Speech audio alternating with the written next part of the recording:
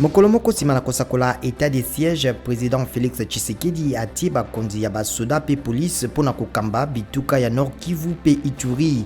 État de siège ekokota o mosala lobi mokolo mwa minei.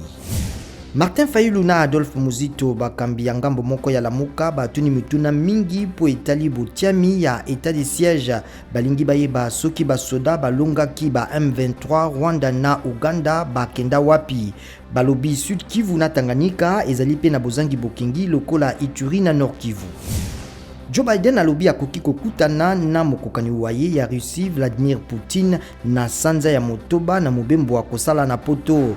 Biden akokende na Royaume-Uni pe na Belgique pe kozala mobembo na ye ya yambo libanda uto akota na bokonzi.